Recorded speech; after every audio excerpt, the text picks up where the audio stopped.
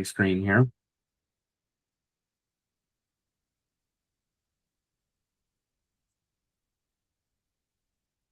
Getting there. Sorry about that.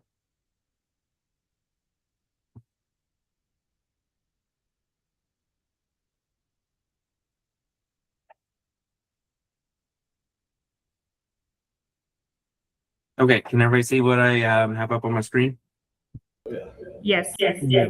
Okay, perfect. Hey, Mike, I'll let you get rolling on it, and we'll kind of shorten the presentation up just a little bit so we can have plenty of time for our demo. Sounds like a plan. Hey, everybody.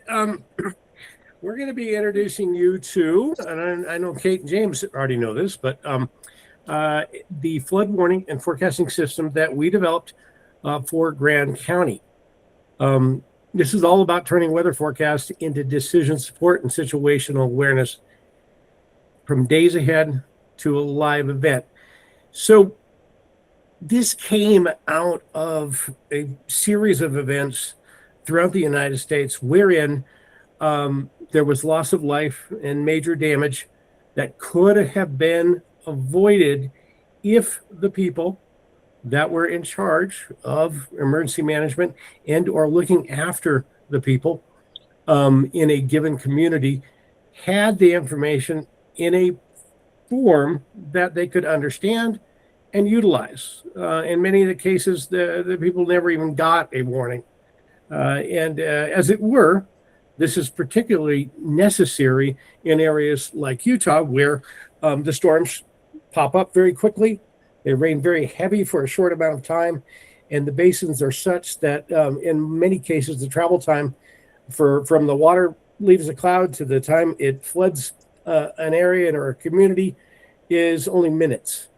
So we set about to develop a system that can better inform emergency managers as well as provide the kind of decision support and situational awareness that is necessary to save lives and protect property. Next slide, please, Nate. So I'm Mike McMahon, been in the industry for way too long, roughly 412 years. Actually 42, I added a one. I am Vice President and Technical Practice Manager of Resilience within Consor. I reside in Denver, and I am working today with Nate Clements, who his title says Technical Principal Hydrometeorology, but he's also a GIS Senior Analyst, and as we refer to him around work, a miracle worker. Come on, Nate, I was still going to go off on you. So one of the things that happens particularly in the Western United States is that flash floods move faster than traditional warning can. Traditional warning being rain gauges and stream gauges. It is a situation where by the time your stream gauge or rain gauge is telling you that it's raining really heavy and it's going to flood, it's probably already flooding. So this system is all about providing you with the necessary information so that you don't have to rely on a forecast alone. It provides a wide range of decision support and live situational awareness so that action can start before the water is on the ground.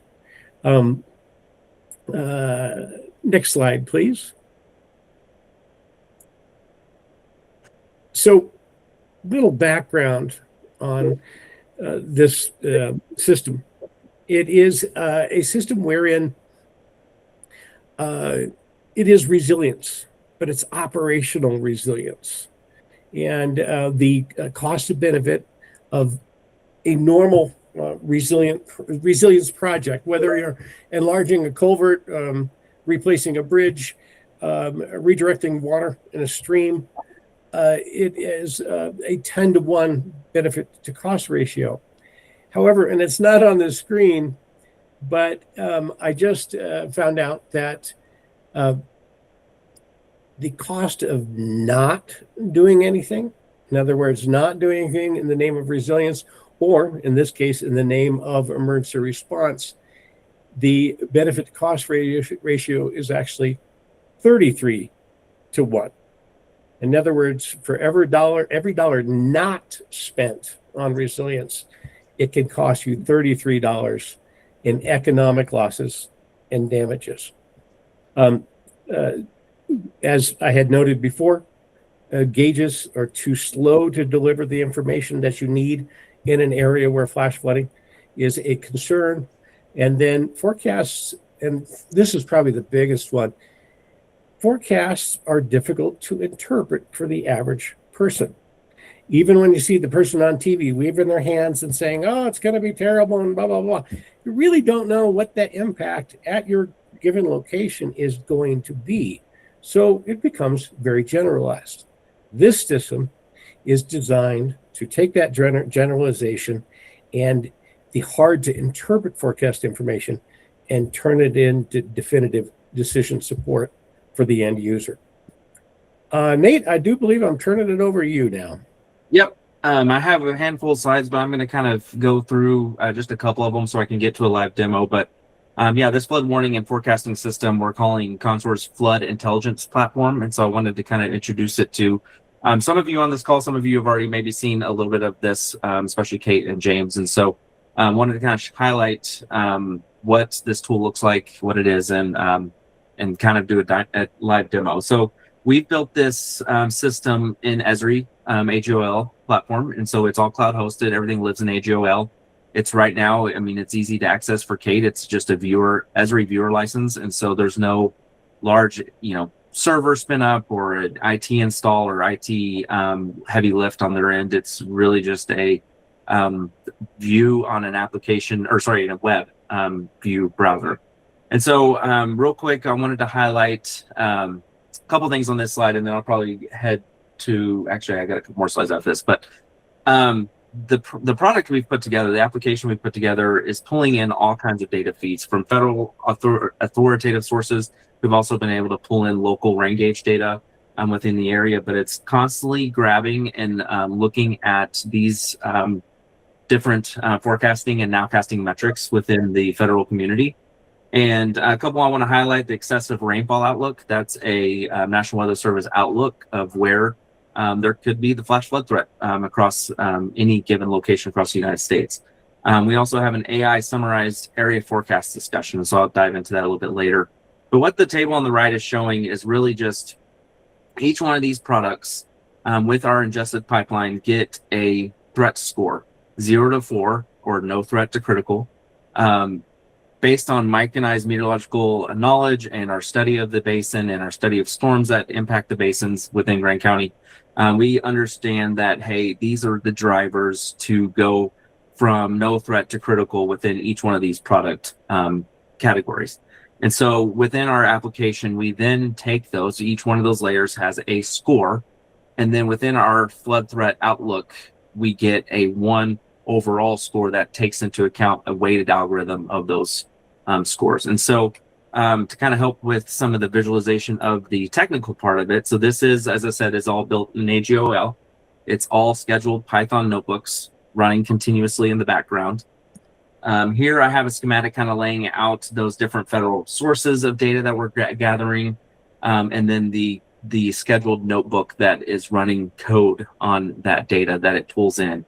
And the reason I have multiple notebooks is that each one of these products release data at different cadences. And so the top one, for instance, is really only updating data every 3 to 4 hours. And so we don't need that notebook to run every 10, 15 minutes, whatever. It can run a little bit more course because those data aren't refreshed as often. And so we have all these building into scoring. So we're scoring each one of these federal products and giving it a final score that goes into one feature layer.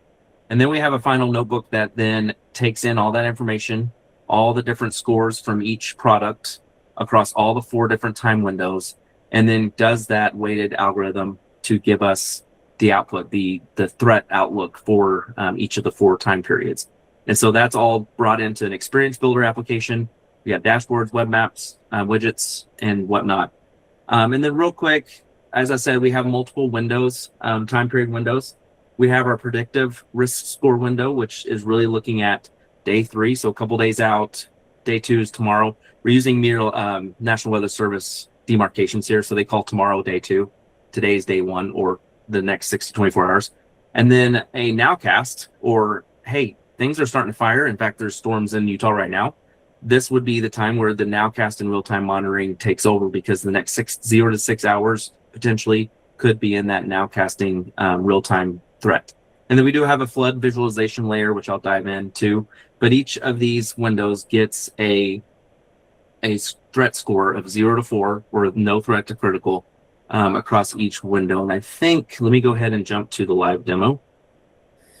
And what Nate just explained there is, and you can see it here, we tried to make it have a lot of information going into it, but a very easy to read interface for the end user, in this case, Kate, so that she can just glance at it and go, oh, okay, that's where we're at right now. Yeah, thanks, Mike. And so I'm going to start today's demo with the today window. So the 6 to 24 hour window. This is the bigger, hey, this is what is going to be happening today. So here you can see each of the in this case, 6 federal products or information that is getting pulled in and scored. And so there's different scoring happening for each of these products. However, overall, once we bring in the weighted algorithm of how the importance of each one of these play into the overall threat picture for flash flooding, we get a monitor or stage or a score of 1. And so this is a little table that shows, okay, we remember no threat to critical, what each one of these are saying would cause an elevated, for instance, for the different QPFs. So in this case, precipitable water, which is, and we can actually click on here, the weather balloon in Grand Junction, which is the Grand Junction Office of National Weather Service governs eastern Utah.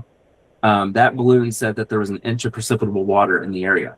That means that if the total amount of water vapor in a column above one spot is condensed out, it'd be about an inch of rainfall. And so that, meteorologically speaking, is a lot of moisture for Utah to get thunderstorms that can tap into that and create heavy rainfall.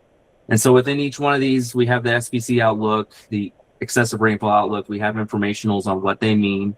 Each one of these open up into a web map. And so we can see that today, Grand County and Grand County, but we've been really focusing on Mill Creek Basin and Castle Creek Basin are outside of the excessive rainfall outlook.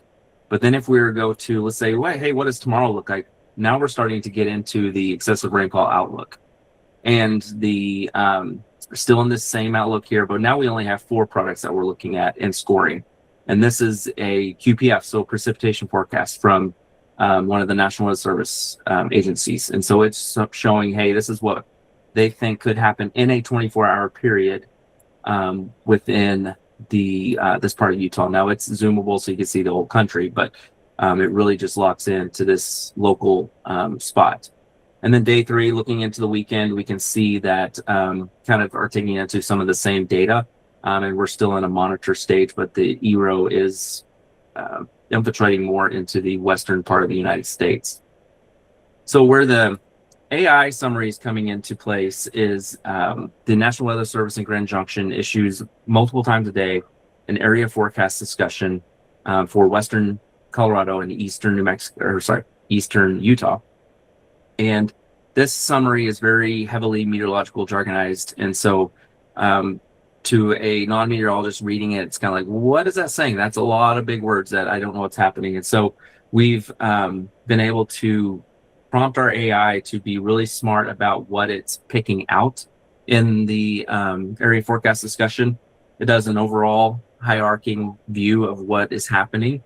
And then it's also within this site-specific location, it knows like, hey, if the area forecast discussion is saying anything about flooding or rain, let's put this red alert here, and then let's highlight it. So today's area forecast discussion is really calling out the flash flood risk over burn scar areas. And so it knows that there is the Pack Creek burn scar in the upper parts of the basin. And so it's grabbing onto that and saying, okay, well, this could apply to Moab and Grand County. And then it's also giving us a heads up of what is coming down the pipe. So Saturday, it's saying moisture is increasing within the area. It's kind of stating what that looks like. It has a confidence on what it thinks, and this is the area forecast discussion's confidence. This isn't AI's confidence. This is forecast discussion, because they often talk about their confidence levels in that discussion. And then lastly, we do a summary of the mesoscale precipitation discussion. So this is something there's not always one out. This is something that the Weather Service will put out in a next to 0 to 6 hours. There's going to be a flash flood probably in this box, so to speak. And so this will be able to go and find that when it comes out and go ahead and summarize what that MPD is saying. Right now, there's no active ones for Moab, and so it's blank for now. So the key to what Nate just showed you is typically that discussion is 4 pages long, and AI is able to condense it down to an easily readable just a few paragraphs. Yes, exactly. And so this is today's outlook. And then when we're getting into that 0 to 6 hour window, so this is where we're starting to kind of have some of those nowcasting data set or nowcasting information come in. So now our products that we're looking at for our scoring have changed slightly, but we are still in an overall monitor stage because of that burn scar potential with storms. And so this right here is a map of the 1 hour radar estimated rainfall within the entire CONUS of the United States. We partnered with WeatherWise to be able to provide this in an iframe widget within our Experience Builder dashboard. But you can see here, this is kind of showing where rainfall has happened. In fact, we had a cell pop up off the LaSalle's not too long ago that just slowly drifted south and then kind of dissipated. But that will give you an understanding, okay, the radar is estimating maybe about a ½ inch fell out of that in an hour. So it's an understanding of what's happening. So maybe envision most of the storms come from the southwest to the basin. And so you can imagine a storm sitting here propagating this way. You can start to understand, okay, this storm might be causing some issues down the road. Let's keep an eye on it. Same thing with, this is the forecast. So this is looking forward for the next 6 hours. What is the Weather Service forecast saying for rainfall in the next 6 hours? So it's still painting that same kind of rainfall regime right over the LaSalle's and down to the southeast of that. And then we also do have various radar feed data sets within this application just to give Kate and then future users just information about the storms. And so you can see these storms did fire outside the basin, and the overall pattern is pushing things out of the basin. And you can see how things are lining up across central Utah up into Carbon County. And you can zoom anywhere in the US, but this is really focused on Moab. We have a few other radar products here. We've given Kate just a really detailed radar tutorial, so she knows, hey, what do these screens show? What do they mean? What are some thresholds we need to keep an eye on, and whatnot. And then the last thing I'll showcase here, and this, because of the monitor I'm using, this is a little overlapping, but normally it's not. So I talked about pre-modeled rainfall. So what we did, Mike and I developed what's called a representative storm, or you can think of maybe a design storm, but it's based on real data, so it moves in real time. Developed a representative storm for Moab, or for Mill Creek Basin. And so within that, we found that the representative storm was roughly a 65-year event. We created that storm over part of the basin, and then we moved it to different locations across the basin. And so generally speaking, of these 5 points, that's where these heavy storms tend to form and or create heavy rainfall. Now, they can happen anywhere, but generally speaking, this is where they've landed. So we took that representative storm, we moved it to each one of these locations, we scaled down the rainfall all the way down to 50% of the representative storm, and then we scaled it up all the way to 150% of the representative storm. And then those storm data were run in a HEC RAS 2D model, a radon mesh model, where we get the really detailed inundation map of what would perspire if the storm, for instance, this is a storm that forms here just north of, just south of Moab in the North Fork of Mill Creek, and the representative storm. But then you can go and say, okay, what would that look like if it was actually 150% of the representative storm? And so you can see the inundation limits have changed. We are just pulling in county buildings right now. We're going to work with James and Kate to bring in what they're working on into this, so we can really just truly have a good cohesive tool to understand the impacts. But where this works in real time is our system will evaluate and watch that radar QPE product. So this product here, it's watching it and it's constantly grabbing data and it's saying, okay, this storm is forming here. It's starting to meet the threshold of at least 50%, or maybe it's already hitting the representative storm thresholds or more. It'll find that, and then once it's hitting certain rainfall depth and intensity values, it'll lock it. It'll basically say, okay, well, this storm, let's say it's happening here near Brumley Ridge. Well, it'll say, okay, let's just assume that it's happening at location 2, because that's where we had the pre-modeled scenario. And it's looking like the rainfall based on the radar estimates is a representative event. So basically 65 a year. So the system will automatically put up that location 2 and representative storm value inundation map. And then that'll automatically turn on this map so you can get an understanding of what that storm will look like if it kind of keeps going the way it's showing on radar. Now we're able to pull in some rain gauges. Kate has a few gauges in the basin. We pulled in public data as well, but this really gives that understanding of the potential inundation limits of a storm if it meets that kind of ensemble criteria. And now, all those stations are live. Yes, they're all live. And it's constantly checking if there's not data being fed to it. It tells you, it says no data. So it'll know that something hasn't been reported in a while, and it'll flag it for you. And so all I'd say is we're not modeling in real time because that's a really hard thing to do. And if you're modeling in real time, you're not having a very good model. And so that's a challenge. And so we've been able to come up with this storm ensemble approach, which helps at least bridge the gap from that to a live inundation mapping, which again is very challenging with very detailed terrain like we have in Mill Creek and Castle Creek.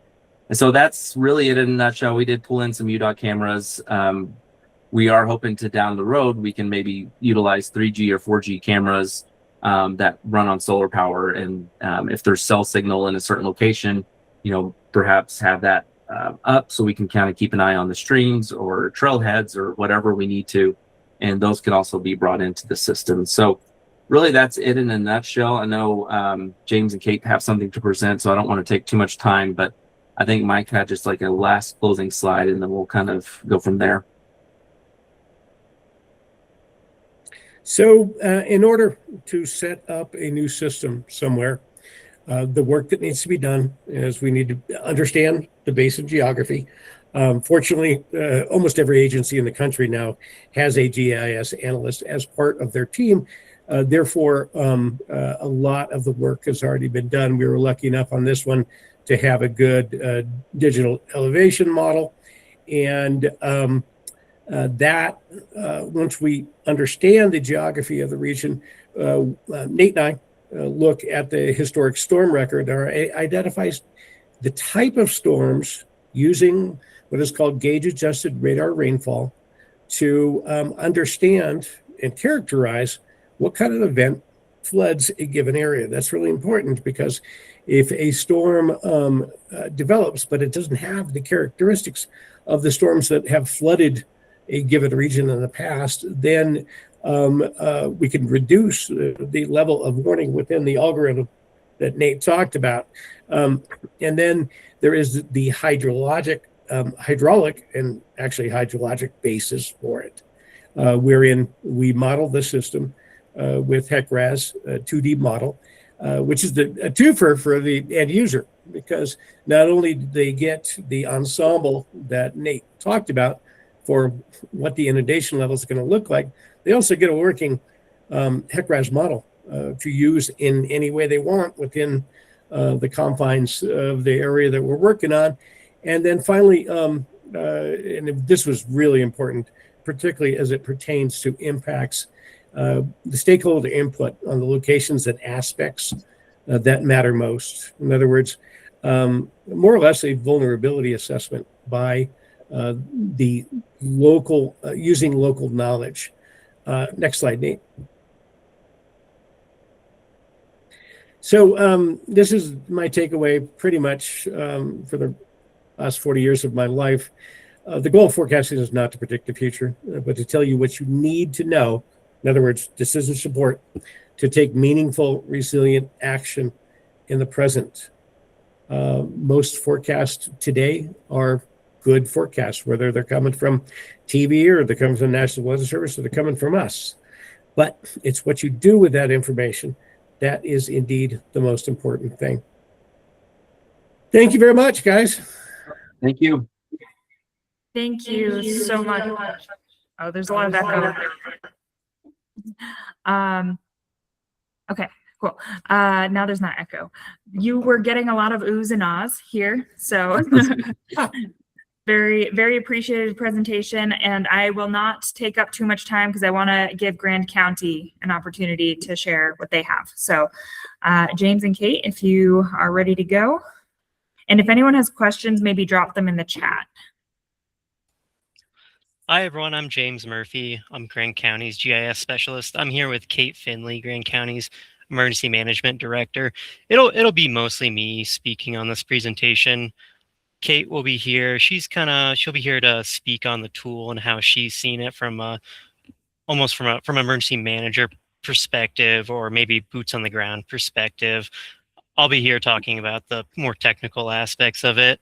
What Grand County has done is we took an Esri solution product, their emergency management operations, and we've been utilizing it for tabletop exercises in the hopes we can get proficient enough with it where we can maybe use it during a real exercise, or not an exercise, but a real event, and it'll help inform our first responders, and they'll be able to act how they need to be in a more informed manner.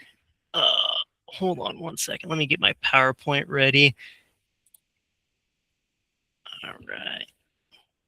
You guys will have to bear with me for 1 second. I'm not much of a presenter.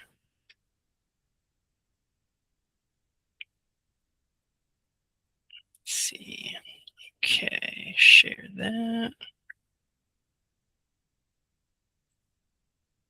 Okay. Is everyone seeing just my PowerPoint slide right now?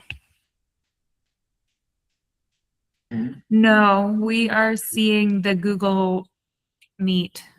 Oh no, sorry. I don't present that often, guys. Okay, so you are just seeing the Google Meet screen. Hold on, let me stop sharing real quick.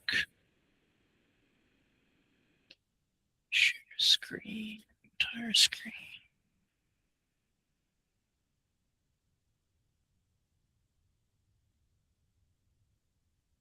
Yeah. Is it like Google Slides, or is it Microsoft? I had it set up in a PowerPoint. I'm just trying to share my screen and then just operate the PowerPoint. Is that normally how that goes? Yeah, you can either, when you click share your screen, you can either do a tab, which is the first one, or you can switch it to window. But I think that you might need to do entire screen I think you'll either have to do window or entire screen. Okay, let's try this. How's that look for you? Yep. Perfect. Okay. All right. Thank you for bearing with me on that. All right. So our first slide here, this is just a really cool graphic that I made today using Google Earth Image. It's a normalized difference vegetation index. All this is just showing is just how our vegetation moves throughout the year. If anyone's ever had a chance or hasn't, Google Earth Engine, very cool tool to use. But we're here to talk about Esri's emergency management operations. The goal here is to expand logistical capabilities, understand the impact of incidents, communicate essential information to first responders, anyone that would be in some sort of incident command structure, and all this feeds into situational awareness. Situational awareness is huge. It kind of boils down, I don't want to read this whole slide to you guys, but situational awareness, to me, it boils down to the 5 W's: who, what, when, where, and why. If you can tell a story with that, people have a decent idea of what's going on, and then they can react accordingly.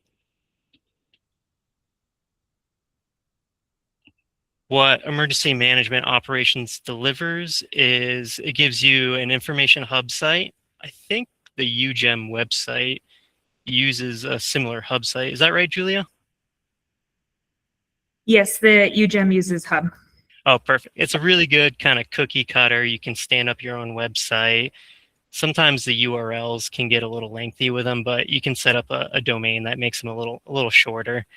It gives you the emergency information manager, which is built out of the experience builder. This is where anyone who's using this tool is going to add in polygons that represent the impact of the event that's happening. Maybe if it's a brush fire, you'll draw on a point. You can use lines to represent, tornadoes going through your town. There's the incident status dashboard and then the public message editor. Those are more public facing, where if, for example, maybe if you need to show an evacuation route, you can draw in your evacuation route for an impacted neighborhood, post it on your incident status dashboard, and then anyone with that URL in the neighborhood or community could look at it and know exactly which way they can exit their neighborhood that's being affected.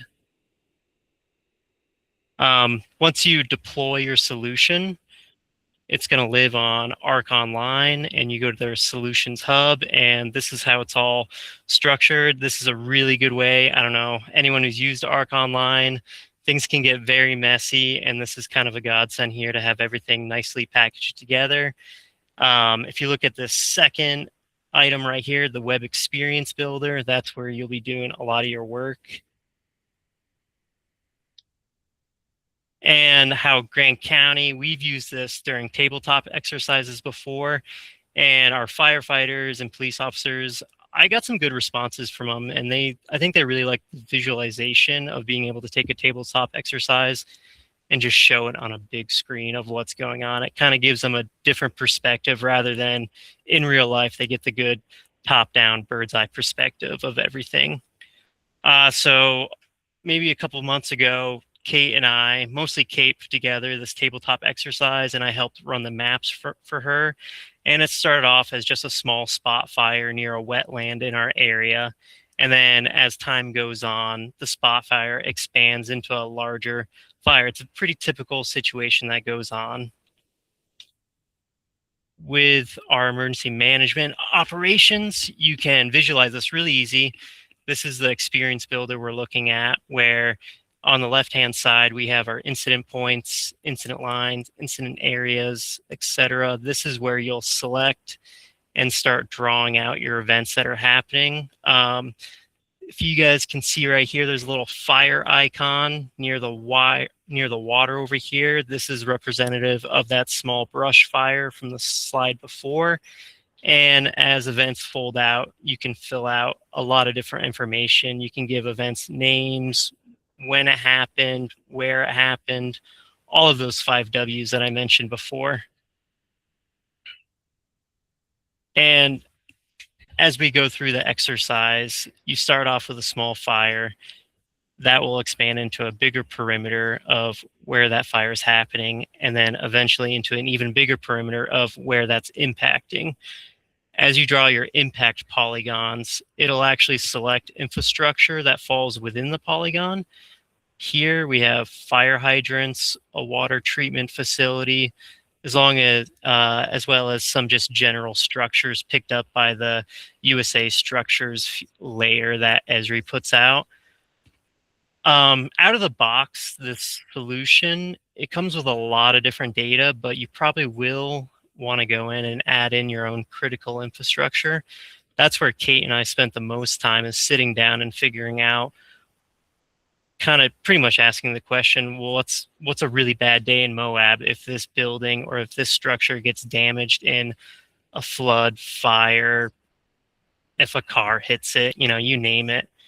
And so we went in and added fire hydrants, dams, culverts, sewer treatment plants, electrical junctions, anything that we could think of, we put on here. Childcare facilities. Oh, what was that, Kate?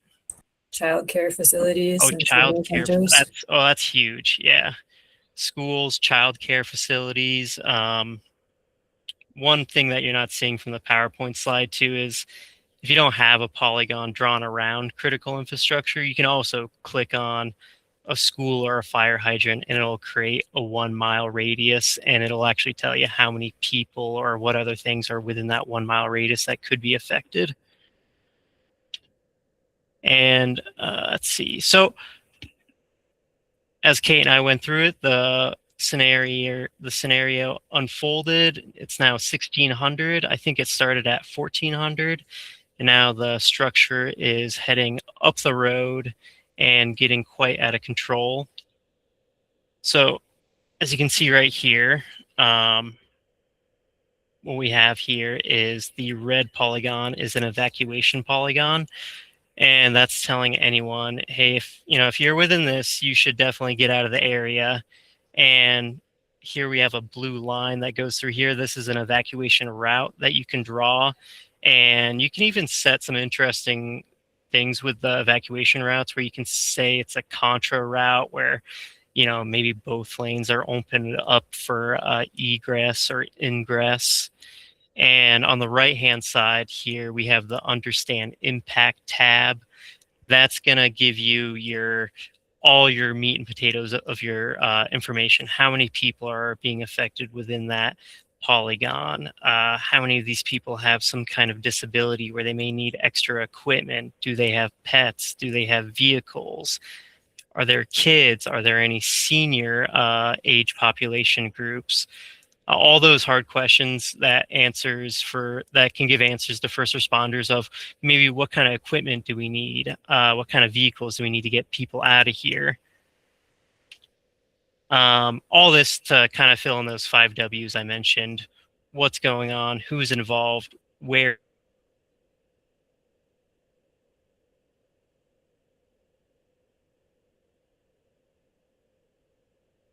This PowerPoint. I tried to tie it in with ICS structured information, but it kind of fell off a little bit.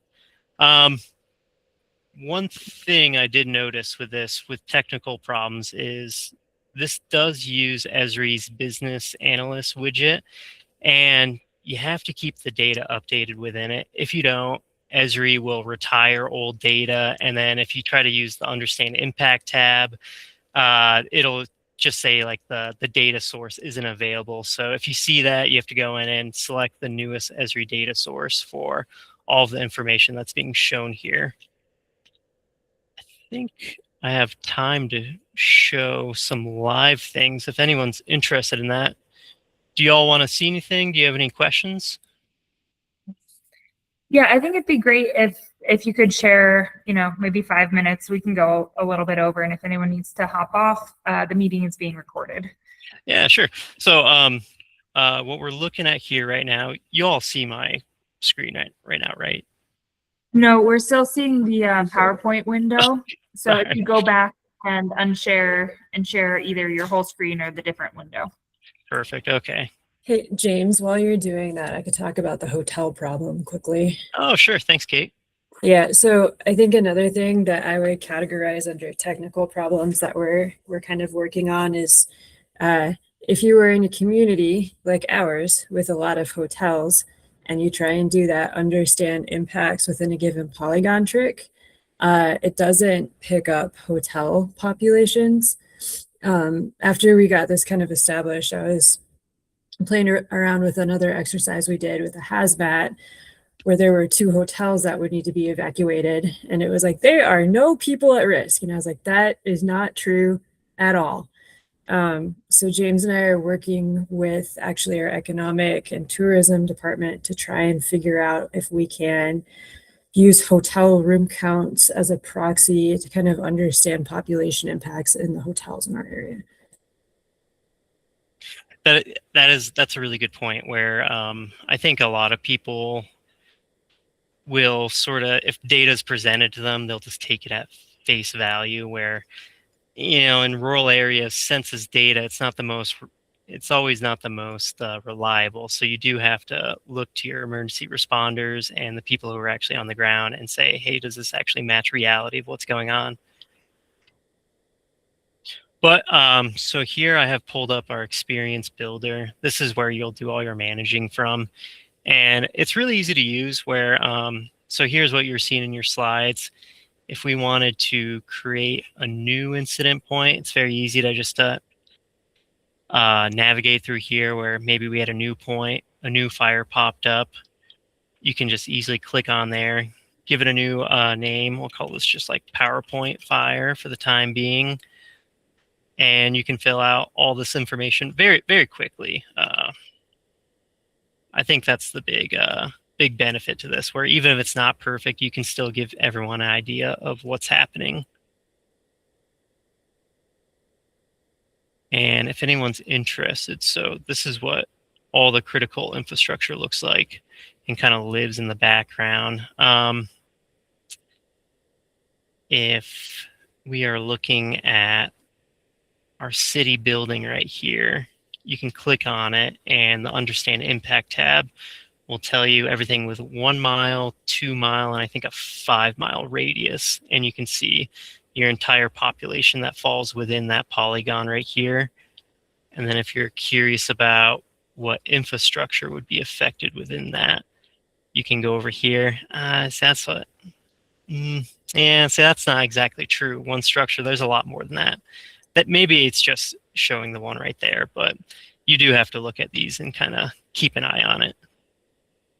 And then from the public facing side of things, we do have the hub website where if you had maybe an evacuation area that you needed to show and you needed to show an evacuation route, you can draw that in. Let's see, so here's the hub website where we don't have it set up currently, but eventually it'll be a thing where the public will have this URL. And if they needed to know an evacuation route, they could quickly just log into this website and see that this is the direction that they need to go in. You can also show road closures and when you open and close shelters. But I think that's kind of the meat and potatoes of this solution here. You'll definitely want to, if you end up deploying it, take the time to load in your own critical infrastructure. Do a custom job for your community. Don't just use the out-of-the-box Esri data. It's good for what it is, but you can make it a lot better if you take the time to put in your own data. I think that's all I got for that, unless anyone has any questions that I could answer. Yeah, we have a couple of questions in the room. Sure. One sec.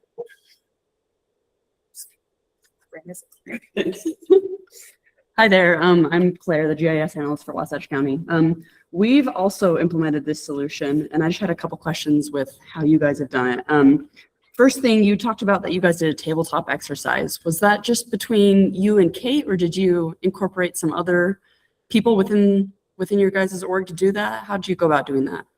So Kate could probably speak on this best, but Kate, she created the tabletop exercise herself, and then she invited firefighters, EMTs, dispatchers to sit in on the exercise.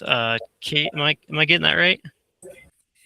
Yeah, and specifically the way that we use this product is I gave James part of the scenario ahead of time, and he was able to load that in.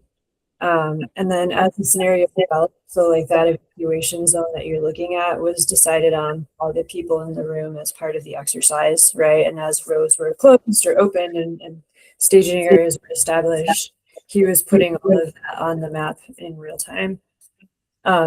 This is pretty new, I think, in our county that we've been using this tool in this way. So the exercise was to give James and I an opportunity to kind of work out the kinks, but also to demonstrate to other members of our community that this is potentially a product that has some value to them for just real-time awareness of what's going on.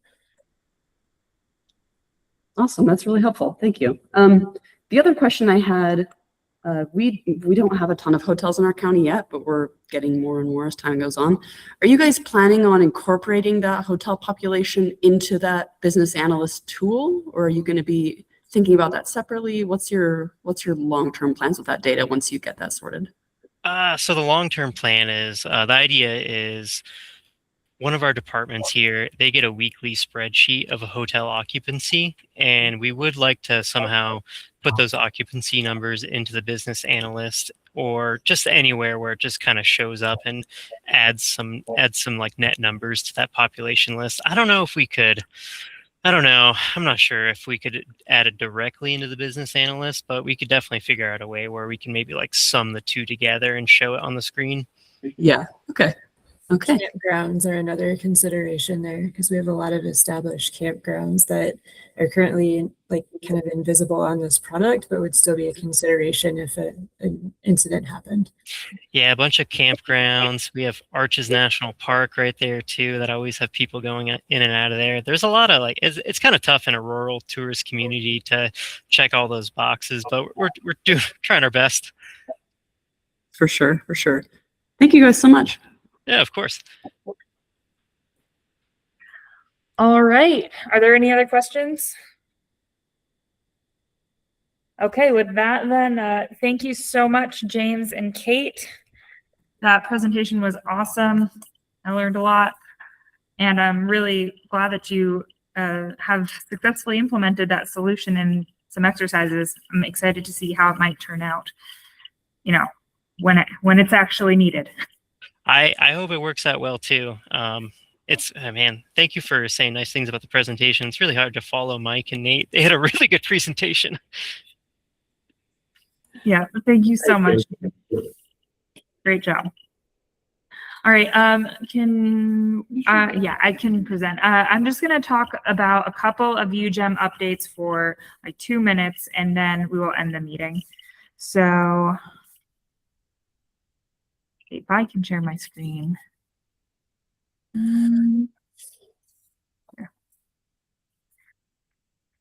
Okay, first, I just want to welcome our newest board member. So we have Melissa. She moved to a different position and wasn't doing as much emergency management anymore. And we have now filled the vice chair position with Kate. I'm going to give her just a minute to talk about who she is. Sure. Hi, everyone. Thanks. I'm glad to be here. Have worked with this group in the past when we were UMET, and happy to be involved again. I currently work for IEM. It's an emergency management consulting firm, and I focus on mitigation planning. So ties in a lot with what our first presenters were talking about. It's what can be done in a community beforehand that reduces those potential losses and impacts. So I've been able to do a little bit of GIS work and writing and whatnot with those kind of plans all over different parts of the country, and I'm excited. I always love working in Utah and being involved with our local GIS crowd. So I'm excited to be back here. Thank you, Kate. Really excited to have you back on the board. And we also have a new UGEM event planning specialist, Emma. What? You can tell me to You talk. can just talk for 10 seconds. My goodness. All right. Well, hello, I'm Emma. For those of you online, that's what I look like. I also work at the Utah Division of Emergency Management. I've been there for 7 years, but in the GIS realm specifically for about 2 or 3 now. So excited to join the team. Thank you, Emma. She's helped us a lot with building the hub site as well. And so she is going to now help us plan UGEM events in the future. So that is about all I have. I am just going to share this last screen real fast in case anyone hasn't seen our hub site recently or isn't signed up for the Google group, which is how you get the email invitations to these meetings. Those are those 2 QR codes. So thank you, everyone. I'm going to end the meeting now. Appreciate it. Thank Take you. care. Thanks. Mm.